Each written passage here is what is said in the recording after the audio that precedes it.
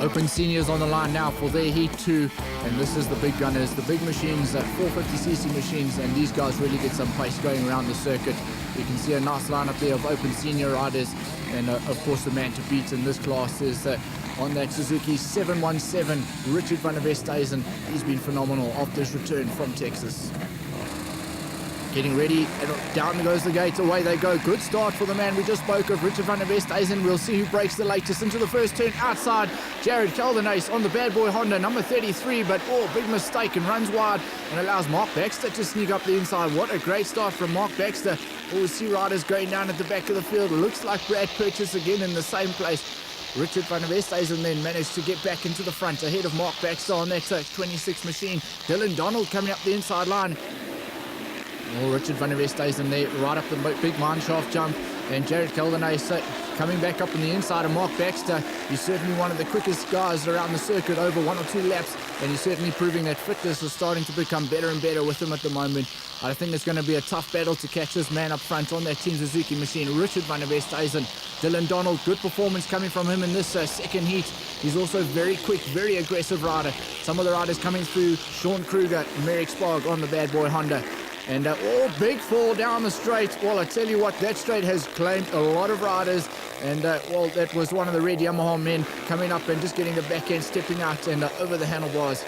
Well, you can see the big bump starting to form there. Jared Keldernace is hanging on to that second spot at the moment. Mark Baxter, also a local favourite on the number 26 Yamaha machine. Richard van der Westhuizen up front. There's Jared Keldernace now starting to feel the pressure. Mark Baxter coming at him, and late braking sweeps through the corner jump and into second place in. So big support, I'm sure, for the local man, Mark Baxter. They were expecting big things of him at this race. Well, Daryl Fitzgerald, I think he was the man that went down on that back straight, and a lot of work for him to do. Roger Bergstrom has also been the sensation on that number 4 machine, but look how treacherous the track is.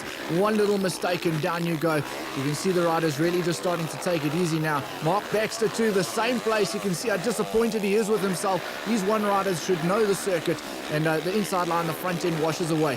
JC De Bruin, probably the fittest guy on track at the moment, and he's starting to make his way through the field. Richard van der Westhuizen, almost amateurish, going through the turn there, but it just shows you how difficult the conditions are. But JC De Bruin, he's certainly got it up on 2 pegs there and chasing down the leader. So it's your second place man. So Richard van der Westhuizen up front still ahead of JC De Bruin on the 136 machine, and he's certainly worked hard to come through the pack from a long way down. Richard van der Westhuizen, he's had a sensational day on the Suzuki. A little look over his shoulder and realizes that he's got a bit of a gap now and can just settle down and bring it home from here. JC De Bruin, he's also got himself a gap. You can see Jared Keldernace, after being up front in the early part of the race, a lap down now as Richard van der Westhuizen puts him a lap behind.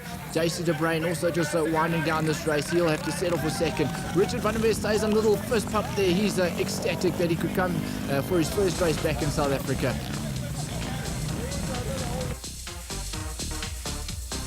So overall then, Richard van der Westhuizen ahead of Jared Umpleby, and JC De Bruin takes third place overall.